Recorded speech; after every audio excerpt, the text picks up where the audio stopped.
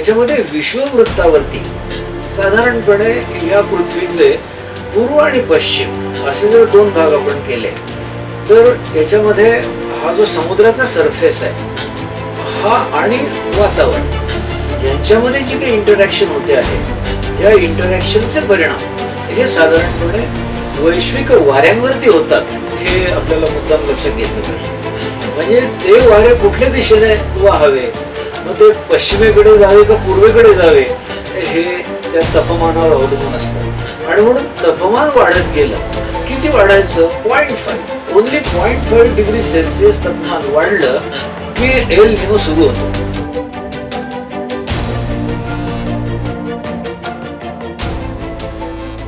नमस्कार. आज पर्यायच्या स्टुडिओमध्ये आपण विशेष आमंत्रित म्हणून डॉक्टर रंजन गर्गे यांना आमंत्रित केलेले आहे. डॉक्टर रंजन गर्गे हे मायक्रोबायोलॉजी मध्ये त्यांनी रिसर्च केलेला आहे. ते गव्हर्नमेंट कॉलेज ऑफ सायन्सचे प्राचार्य म्हणून निवृत्त झाले. यापेक्षा त्यांची अधिक महत्वाची ओळख ही आहे की त्यांनी आतापर्यंत विज्ञान आणि अनुषंगिक विषयावर जवळजवळ 58 पुस्तकं लिहिलेली आहे. विविध राष्ट्रीय आंतरराष्ट्रीय परिसंवादामध्ये त्यांनी शोधनिबंध सादर केलेले आहेत आणि सध्या ते मराठी विज्ञान परिषदेचे अध्यक्ष म्हणून काम पाहतात. एका वेगळ्या आणि अतिशय महत्वाच्या विषयावर चर्चा करण्यासाठी त्यांना आपण आमंत्रित केलेलं आहे. 7 जून मृग नक्षत्र निघाला. आज जवळजवळ 8 दिवस ओलांडले, अजून पावसाचा एक थेंबही आपल्या शहरामध्ये छत्रपती संभाजीनगरमध्ये पडलेला नाही. महाराष्ट्रामध्ये काही ठिकाणी तुरळक पाऊस झाला, पण आपल्या मुख्यमंत्र्यांनीच आपल्याला सांगितलं शेतकऱ्यांना की जोपर्यंत सरकार सांगत नाही तोपर्यंत तुम्ही पेरणी करू नका, नाहीतर दुबार पेरणीची वेळ येईल. आणि याला कारण ते आणि जवळजवळ आता सगळेच जण जे देत आहेत ते एल निनो इफेक्ट असं त्याला म्हणतायत. नेमकं हे एल निनो म्हणजे काय आणि याचा काय परिणाम होतोय हे समजून घेण्यासाठी आपण आज डॉक्टर रंजन गर्गे यांना आमंत्रित केलेलं आहे. अगदी दूरवर हजारो किलोमीटर दूर त्या पॅसिफिक महासागरामध्ये काहीतरी दबाव निर्माण झाला, पट्टा निर्माण झाला आणि त्याचा परिणाम म्हणून आपल्याला वेळेवर पाऊस पडत नाही. हे सगळंच अनाकलनीय आहे आणि हेच साध्या सोप्या सरळ शब्दामध्ये समजावून घेण्यासाठी आपण रंजन गर्गे यांना आपल्या स्टुडिओमध्ये आमंत्रित केलेले. नमस्कार डॉक्टर रंजन गर्गे सर. नमस्कार. अगदी माझा पहिला प्रश्न हाच आहे की एल निनो म्हणजे नेमकं काय आहे? एल निनो हा तसा मुळात पाहिलं तर स्पॅनिश शब्द आहे आणि त्या एल निनो ह्याचा अर्थ असा आहे की लाफिंग चाइल्ड, हसरा छोटा मुलगा, किंवा त्याला बाल येशू असा देखील त्याचा अर्थ आहे. आणि म्हणून आपल्याला मोठी गंमत वाटेल की ह्या शब्दाचा सुद्धा ओरिजिन कुठे नेमका, याला असं का म्हटलं, तर ही सगळी घटना जेव्हा घडली 1500 मध्ये घडलेली घटना ही पेरू प्रदेशामध्ये. आणि या प्रदेशात असं झालं की अचानकपणे समुद्र किनाऱ्यावरती जवळजवळ 5 ते 6 वर्ष म्हणजे इतका पाऊस पडला की सगळे समुद्र किनारे हिरवेगार झाले.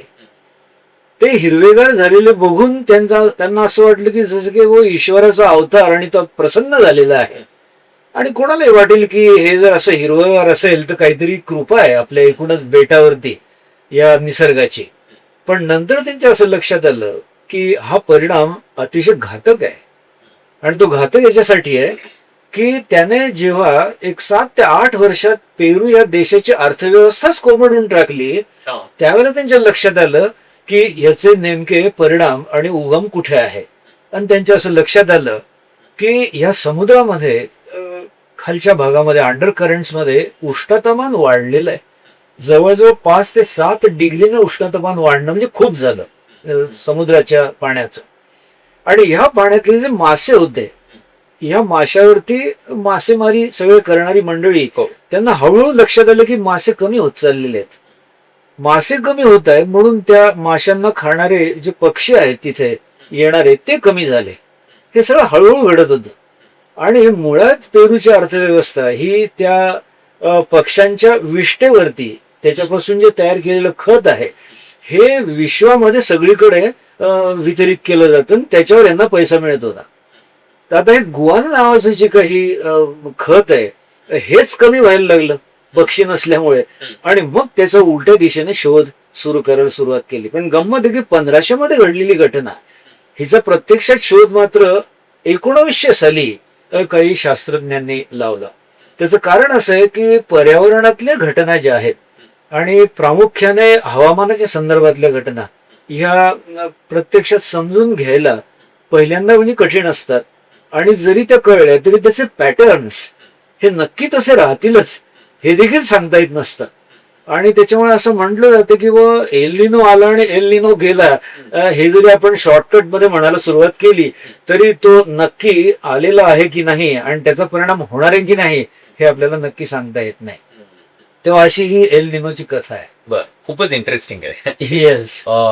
मला एक आणखी माहिती तुम्हाला विचारायची होती की याच्या मागचं मुख्य कारण काय, हे का असं मोठं गमतीदार आहे की पॅसिफिक ओशन जो आहे हा सगळ्यात मोठा खोल असा या पृथ्वीतलावरचा समुद्र आहे, आणि साधारणपणे पृथ्वीचा जो इक्वेटर आहे मध्यभाग, मध्य परीघ, त्याच्यानंतर वरती कर्कवृत्त, खाली मकरवृत्त, आणि त्याच्यानंतर वरती आर्क्टिक आणि खाली अँटार्क्टिक, अशी सगळी रचना आहे. याच्यामध्ये विश्ववृत्तावरती साधारणपणे या पृथ्वीचे पूर्व आणि पश्चिम असे जर दोन भाग आपण केले तर याच्यामध्ये हा जो समुद्राचा सरफेस आहे हा आणि वातावरण यांच्यामध्ये जी काही इंटरॅक्शन होते आहे, या इंटरॅक्शनचे परिणाम हे साधारणपणे वैश्विक वाऱ्यांवरती होतात, हे आपल्याला मुद्दाम लक्षात घेतलं पाहिजे. म्हणजे ते वारे कुठल्या दिशेने वाहावे, मग ते पश्चिमेकडे जावे का पूर्वेकडे जावे, हे त्या तापमानावर अवलंबून असतात.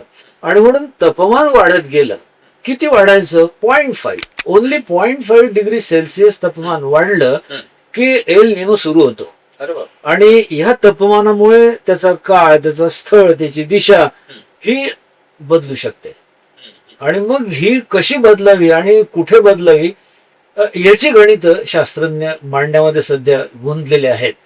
आणि त्यामुळे ही एक इंटरॅक्शन आहे, surface of the ocean versus the atmosphere, आणि याच्यातून निर्माण झालेला हा सगळी दोलायमानता आहे. मी हा शब्द मुद्दाम वापरतोय की हवामानातली दोलायमानता, पावसातली दोलायमानता, वाटतं की पाऊस पडेल पण तो पडत नाहीये. तर हे जे सगळं होतंय याचं कारण असं की एकदा एल निनो ऍक्टिव्हेट झाला म्हणजे तो ऍक्टिव्हेटेडच राहील हे सुद्धा खरं नाहीये.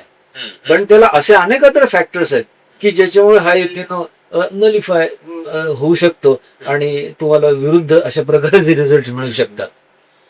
आता मूळ मुद्द्यावर येऊ की याचा भारताच्या मान्सूनवर काय परिणाम होतो किंवा कसा होतो. हा, तर ज्या वेळेला हे सगळे वारे म्हणजे मी म्हटल्याप्रमाणे पॅसिफिक समुद्रावरती कमी दाब किंवा जास्ती दाब अशा प्रकारे या सगळ्या रचना चाललेल्या असतात, त्यावेळेला त्याचा परिणाम हा आपल्या दक्षिण महासागराच्या वाऱ्यांवरती देखील होतो. आणि तो साधारणपणे जो होतो तो विशेषत्वाने त्याच्या हवेवरच्या दाबांवरती होतो. हवेचा दाब वाढला की त्या ठिकाणी पाऊस पडत नाही, हवेचा दाब कमी झाला की पाऊस पडतो.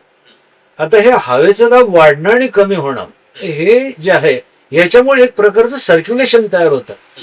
म्हणजे हवा तापली की ती वर जाते, बरोबर आहे, आणि थंड हवा ही खाली येते. This is known as a Walker's circulation.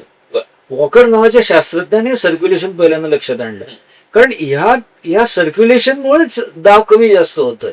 आणि मग याचा परिणाम हा जेव्हा हिंदी महासागरावरती होतो त्यावेळेला नैऋत्येकडून येणारे जे वारे आहेत, पाऊस अडणारे, यांच्यावरती त्याचा परिणाम होतो. आणि म्हणून माझ्याकडे एक रेकॉर्ड असा आहे की साधारणपणे आपण असं बघतो की 1877, 1899, 1911, 1918 आणि 1972 ही वर्ष भारतासाठी एल निनो वर्ष होती. आता हे सगळं सांगता येतं कारण आपल्याकडे मागचं रेकॉर्ड आहे म्हणून. त्यामुळे आणि अर्थातच 1887, 1914, 1953 आणि 1976 या वर्षी ही 4 वर्ष मोठी इंटरेस्टिंग आहेत की या वर्षी एल निनो तर सक्रिय होता परंतु परिणाम मिळाले नाहीत. जे आता प्रत्यक्ष खरंच घडतंय की आता पाऊस पडणार आहे पण पाऊस येत नाहीये. त्याचं कारण असं की ह्या एल निनोच्या व्यतिरिक्त इतर असे काही घटक आहेत की जे या पावसाला प्रभावित करतात आणि ते इथे त्यांचा रोल प्ले करतायत आणि त्याच्यामुळे आपल्याला असं दिसतं की साधारणपणे एल निनोचा परिणाम भारतावर होतो असं जेव्हा आपण म्हणतो तेव्हा कोकण पट्टी, मध्य प्रदेश, उत्तर प्रदेश, राजस्थान आणि कच्छ हे जे भाग आहे ते साधारणपणे जास्त प्रभावित होतात. आणि आपल्याला असं दिसतं की तो पाऊस म्हणजे दुष्काळ आहे का पाऊस आहे, एक लक्षात घ्या की हा परिणाम जो आहे ना हा द्व्यर्थी आहे. म्हणजे एकीकडे जेव्हा जास्ती पाऊस असतो तेव्हा दुसरीकडे दुष्काळ असतो. त्यामुळे आपल्या वाट्याला काय नेमकं येत आहे हे फार महत्वाचं आहे. आणि आपल्याला सगळ्यांना माहिती आहे की अति पाऊस हा देखील दुष्काळच आहे आणि पाऊस न पडणं हा देखील दुष्काळच आहे. आणि त्याच्यामुळे साधारणपणे काय झालं की माणसाची एकूणच जी काही राहण्याची पद्धती आहे किंवा त्याची स्वायत्तता जी आहे ती देखील या एल निनोमुळे धोक्यात आलेली आहे. असे अनेक क्षेत्र आहेत की जे प्रभावित झालेले आहेत. आणि ज्यावेळेला बँकिंग क्षेत्र, विमा क्षेत्र, कर्जबाजारी होणं, कर्ज परतफेड ही क्षेत्र जे ह्याच्यामध्ये इन्व्हॉल्ड होतात त्यावेळेला सांगायची गरज नाही आपल्याला की सगळीकडेच हाहाकार माजतो. तर हा एल निनोचा प्रामुख्याने परिणाम आहे. तुम्ही जे सांगताय ते मी अगदी ऑब्जेक्टिव्ह सिच्युएशनला पण रिलेट करायचा प्रयत्न केला तर आपल्या मराठवाड्यामध्ये उस्मानाबाद जिल्हा हा नोंद दुष्काळी जिल्हा आहे. बरोबर आहे. पण मागच्या वेळी प्रथमच तिथे एवढा पाऊस झाला आणि कमी वेळात पाऊस झाल्यामुळे जवळजवळ तो जिल्हा पूर्ण पाण्याखाली गेला होता, ठप्प झाला होता. हे अगदी जिवंत उदाहरण आहे. एक काळ होता पर्यावरण हा शब्द काढला की लोक म्हणायचे हे फॅड आहे शिकलेल्या लोकांचं. पण युरोपमध्ये अनेक वर्ष झाले राजकीय पक्ष जसे डेमोक्रॅटिक, लेबर तसा एन्व्हायरमेंटचे पण राजकीय पक्ष मोठ्या प्रमाणावर संघटना आहे. अजून आपल्या भारतामध्ये अशा काही पर्यावरणाशी संबंधित राजकीय पक्ष किंवा मोठ्या प्रमाणामध्ये राजकीय हस्तक्षेप त्या संघटनाचा झालेला नाही. पण या पर्यावरणावर याचे काय संभाव्य परिणाम होतात किंवा पर्यावरण आणि हा एल निनो इफेक्ट जो आहे त्याचा काय संबंध जोडता येऊ शकेल? चांगला प्रश्न आहे हा की मुळात बरं का की आपल्याला वातावरण म्हणजे काय आणि पर्यावरण म्हणजे काय हे आधी पहिले समजून घेतलं पाहिजे. वातावरण हे पृथ्वीला मिळालेली देणगी आहे. पृथ्वी उत्पन्न झाली 4.5 बिलियन इयर्स बिफोर. मग ती देणगी काय होती तर मग 70% नायट्रोजन, 21% ऑक्सिजन, 0.05% CO2 ही आपल्याला मिळालेली देणगी आहे. आता गंमत काय होते की हे झालं वातावरण. या वातावरणामध्ये ज्यावेळेला मानवी हस्तक्षेप होतो त्यावेळेला ही सगळी गणितं चुकतात. मग CO2 वाढला, नायट्रोजन कमी झाला, ऑक्सिजनवरती परिणाम व्हायला लागलाय. हे परिणाम कोणामुळे झालेले आहेत? मानवी हस्तक्षेपामुळे झालेले आहेत. मानवी हस्तक्षेप झाला की पर्यावरण तयार होतं हे लक्षात घ्या. म्हणजे वातावरणाचं रूपांतर पर्यावरणामध्ये हे तेव्हा होतं जेव्हा ही इंटरॅक्शन होते. आणि मग आपण म्हणतो की पाणी प्रदूषित झालं, आपण हवा प्रदूषित झाली आणि मग ह्याचे परिणाम आपल्याला दिसतात की ते मग पाण्याचं प्रदूषणाचे, हवेच्या प्रदूषणाचे परिणाम काय होतं आपल्या सगळ्यांना माहिती आहे. आता ह्याच्यासाठी ज्या संघटना कार्य करतायत आपण म्हणतो ह्या संघटनांचं स्वरूप जे आहे की नाही तर ते म्हणावं तितकं सोशिओ पॉलिटिकल अजून झालेलं नाहीये. ते फक्त सोशल राहिलेलं आहे. आणि त्याचं साधं कारण आहे की कोणाला कशाचीही पर्वा राहिलेली नाहीये. म्हणजे आज जर तुम्ही असं बघितलं की कार्बन फुटप्रिंट ह्याच्यावरती आपलं सगळं पर्यावरण मोजलं जातं की मी किती घातक आहे पर्यावरणाला किंवा किती चांगला आहे. आज माझ्या आयुष्यामध्ये मी करत असलेली एकही ऍक्टिव्हिटी अशी नाहीये की जे मी अभिमानाने सांगू शकतो की I am friendly, I am environmentally friendly किंवा मी कार्बन फुटप्रिंट हा जाळत नाहीये. हे आपण लक्षात घेतलं पाहिजे. म्हणजे मी नुसता पंखा जरी ऑन करून ठेवला माणूस नसताना तरी तो क्राईम आहे. आता तुम्ही हे जर अप्लाय केलं बरं का, एसी कुठे, एसी किती चाललेले आहेत, गाड्या वाढतायत, हे सगळं अँटी चाललेलं आहे खरं म्हणजे. मग हे जर आहे याच्यावर लक्ष कोणी द्यायचं? लक्झुरीज ऑन वन साइड आणि पर्यावरणासाठी आपण लढतोय तर दुसरी बाजू आहे. त्यामुळे गंमत अशी होती की पर्यावरणवादी संघटना ज्या आहेत ह्या कमकुवत होत चाललेल्या आहेत. आणि माझा असं एक फ्युचरिस्टिक अप्रोच आहे, आणि तो असं सांगतो की काही वर्षानंतर तुम्हाला सांगतो की पर्यावरणासाठी रस्त्यावर येणं हे बंद होऊन जाईल. त्याचं कारण असं आहे की पर्यावरणाने इतका माणूस त्रस्त होईल. आज घराघरात कॅन्सर आहे तो केवळ पर्यावरणामुळे आहे. हे आपण लक्षात घेतलं पाहिजे. ते उगीच आलेलं नाही. अहो मी काहीच करत नाही पण मला कॅन्सर कसं झाला. तू काही करत नाहीये पण तुझ्यावरती जे काही एम्बॉस केलं जात आहे ते तुला कुठे कळत आहे. मुंबईमध्ये तुम्ही फक्त 10 तास जरी जाऊन आलात तरी तुम्ही कॅन्सर विकत आणू शकता. हे सत्य आहे. आणि त्याच्यामुळे गंमत काय झाली की माणूस आता अडकलेला स्वतःच्या वरीज मध्ये. आणि तो आता कोणाकोणाला म्हणेल हो हे थांबवा आणि ते थांबवा. जरी राजकीय पक्ष ऐकत नसले तरी धरणं बांधणं चाललेलंच आहे, भिंती वाढवणं चाललेलंच आहे. तर त्याच्याकडे दुर्लक्ष करून माणूस आणखीनच म्हणजे त्याला काय म्हणतो की भस्मासुरासारखं वागायला त्याने सुरुवात केलेली आहे. युद्ध हे त्याचं उत्तम उदाहरण आहे. कोण ही सगळी फार मोठी मंडळी आहेत, यांना काय आकलं नाहीत का. पण बघा काय पद्धतीने कशा पद्धतीने सगळं चाललेलं आहे. हे ग्लोबल वॉर्मिंग कसं होतं याचं डेमॉन्स्ट्रेशन चाललेलं आहे. तर हे मला मुद्दाम सांगायचे की आपला देश जाऊच द्या पण पॉलिटिकल मंडळी ही किती पर्यावरणाचा ऱ्हास स्वतःहून करतायत हे आपल्याला प्रत्यक्ष दिसतंय. आणि त्यामुळे हे माहिती करून घेणं ही एक गोष्ट झाली आणि त्याच्यावरती प्रत्यक्ष आपण काहीतरी ऍक्शन घेणं ही दुसरी गोष्ट आहे. आणि या दोघांमध्ये जमीन आसमानचं अंतर हे पडत चाललंय असं मला वाटतं. तुम्ही खूपच भीतीदायक चित्र रंगवलं. पण याही परिस्थितीमध्ये माणूस हा असा एक प्राणी आहे की तो परिस्थितीशी झगडतो आणि त्यातून मार्ग काढायचा प्रयत्न करतो. तर तुम्हाला काय वाटतं की समाज म्हणून यात काय हस्तक्षेप करायला पाहिजे, कसा करायला पाहिजे. कारण मी काही केलं तर जग बदलणार नाही असं हतबल होऊन बसलो तर तो काही मार्ग होऊ शकत नाही. तर त्या अर्थाने तुम्ही काय सांगाल की यात काय करायला पाहिजे हस्तक्षेप करायचा असेल तर. पहिली गोष्ट तर अशी आहे की निसर्गाचा नियम असं सांगतो, डार्विनिझमच सांगतो की कितीही जरी प्रदूषण झालं तरी काही अचानक सगळे काही इथे संपणार नाहीये. त्याचं कारण प्रत्येकामध्ये आणि प्रत्येक पिढीमध्ये एक प्रकारची फायटिंग पॉवर ही येत असते आणि तो नवनवीन सगळ्या धोक्यांचा सामना करायला शिकत असतो. आता ह्या डार्विनिझम मधून जे जे काही पुढे सरकतील ते तर नक्कीच वाचतील. परंतु गंमत अशी की आपल्याला समाज हा शब्द वापरला आणि त्यामुळे समाजासाठी जर काही करायचं असेल तर आपल्याला, मला तर असं वाटतं की जसं एखाद्या वाळवंटामध्ये ओएसिस असतं तसे आपल्याला ओएसिस निर्माण करावे लागतील. तुम्ही वाळवंटामध्ये अगदी म्हणजे काय त्याला जलसंधारण करण्याच्या मागे लागू नका. तर तुम्हाला असे ओएसिस, आणि आपल्या समाजामध्ये अशी माणसं आहेत की जी छोट्या छोट्या प्रमाणामध्ये अशा प्रकारच्या संघटना बांधून तिथे अशा प्रकारच्या गोष्टी आणतायत. उदाहरणार्थ आता ऑर्गॅनिक फूड ही त्याच्यावरती उत्तम असं सोल्युशन आहे. आता ऑर्गॅनिक फूड विकत घ्यायला गेल्यानंतर म्हणजे आपल्याला काय असतं, सारखं मनामध्ये प्रश्न असतो खरंच ऑर्गॅनिक आहे का. ही भीती जोपर्यंत जात नाही, थोडक्यात काय का माणसाचा प्रामाणिकपणा, हे एथिकल व्हॅल्यूज आहेत. हे सगळं एथिकल व्हॅल्यूजवर चाललेलं आहे की आपल्याला माहिती असून आपण ते पाळायचं नाही. ऑर्गॅनिकला जास्त भाव आहे का, मग आपण त्याच्यात चिटकवा ऑर्गॅनिक लेवल, अशी वृत्ती पहिल्यांदा नष्ट झाली पाहिजे. आणि म्हणून मला असं वाटतं वृत्तीचा भाग आहे. जर वृत्ती बदलली, माणसं प्रामाणिकपणे त्यांना काही खरंच बदलायची इच्छा असेल तर हे सगळं होऊ शकतं. मला तर प्रामाणिक तुम्ही जे सांगितलं ते जर ऐकलं तर असं दिसतं की आपण एका नो रिटर्न पॉइंट कडे प्रवास करतोय. बरोबर. आणि हे न परवडणार आहे.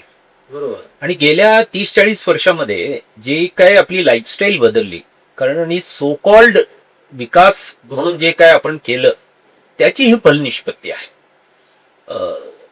तरी व्यक्ती म्हणून मी यात काय करू शकतो किंवा मी स्वतःमध्ये काय बदल घडवून आणले पाहिजे. कारण समाजाबद्दल आपण बोलतो तसं ते व्यक्तीला पण लागू, त्यांनी पण आपल्या ठिकाणी काहीतरी करायला पाहिजे हे बदलण्यासाठी. तर त्या संदर्भात तुम्ही काय सांगाल. फार चांगला प्रश्न आहे हा की पॉइंट ऑफ नो रिटर्न. तुम्हाला गंमत वाटेल की इव्होल्युशन जी आहे, जी नैसर्गिकरित्या व्हायला पाहिजे, तीच आता म्हणजे पॉइंट ऑफ नो रिटर्न वरती प्रवास करते आहे. लक्षात घ्या, मी इव्होल्युशन बद्दल बोलतोय, म्हणजे बाकी तर आपण जे मारतोय ते मारतोच आहोत, पण इव्होल्युशनच थांबवतोय. त्याचं कारण काय, की इव्होल्युशन मध्ये ज्या पद्धतीने माणसं जन्माला येऊन ती मरायला पाहिजेत ते आपण मरू देत नाहीये. औषध पाणी, अमुक धमुक ट्रीटमेंट्स, आणि त्याच्यामुळे काय झालंय की माणसाची लॉन्जिव्हिटी वाढवण्यामध्ये आपली सगळी शक्ती ही आपण वायाच घालवत आहोत. त्याचं कारण असं की तो लॉन्जिव्हिटेड माणूस जो असतो की नाही, ज्याची लॉन्जिव्हिटी वाढते, तो अनेक रिसोर्सेस हे स्वतःसाठी वापरत असतो की जे अदरवाईज तरुण पिढीला आपण देऊ शकलो असतो. आणि म्हणून मला असं वाटतं की हा जो सिंथेटिक इव्होल्युशन चालली आहे सध्या, की मरणाऱ्याला मरू द्यायचं नाही आणि जन्माला घालण्यासाठी IVF वापरायचं, म्हणजे या दोन्ही गोष्टींचा तुम्ही विचार करा की ह्याच्यामध्ये रिसोर्सेस आहेत पृथ्वीवरती, कसं आहे माहिती का, की लिमिटेड रिसोर्सेस आहेत. आणि तिथूनच खरं म्हणजे पर्यावरणाला म्हणजे रासाला सुरुवात झालेली आहे. किती वापरायची, एखादी गोष्ट किती खोदायची, पाणी हे किती नेमकं आपण कोणासाठी किती वापरायचं, याचा विधिनिषेध जेव्हा नष्ट झाला त्यावेळेला असं झालं की हे रिसोर्सेस काढणं जास्ती आणि लोकसंख्या वाढली. आणि त्याच्यामुळे आपल्याला असं दिसतंय की वैयक्तिकरित्या प्रत्येक माणसाला आता असं ठरवावं लागेल की मी आता माझे रिसोर्सेस हे मी कमी करणार आहे. तुम्ही वैयक्तिक ह्याच्यावर विचारलं म्हणून मी तुम्हाला सांगतोय की हा इतका वैयक्तिक विचार करावा लागणार की मला नकोय बुवा, नसेल तरी माझं काय अडत नाही, मला जेवायला एवढंच लागतं. म्हणजे मी आत्ताच तुम्हाला बोलताना म्हटलं होतं मागे की माणसाने किती खावं आणि त्याची विष्ठा म्हणून किती बाहेर टाकावी याचा देखील परिणाम ग्लोबल वॉर्मिंग वरती होतोय. आणि त्याच्यामुळे आपल्याला सगळ्याच गोष्टींवरती आता फार विचारपूर्वक अशा पद्धतीने त्याचा वापर करणं हे अनिवार्य झालेलं आहे. म्हणून हा वैयक्तिक पातळीवरती केलेला विचार सर्वश्रेष्ठ ठरणार आहे, सामुदायिकरित्या जरी झाला नाही तरी, असं एक माझं वैयक्तिक मत आहे. पुन्हा शेवटी या एल निनोचा जो परिणाम आहे त्याची तीव्रता या वर्षीच्या पावसावर कितपत असण्याची शक्यता आहे भारतावर?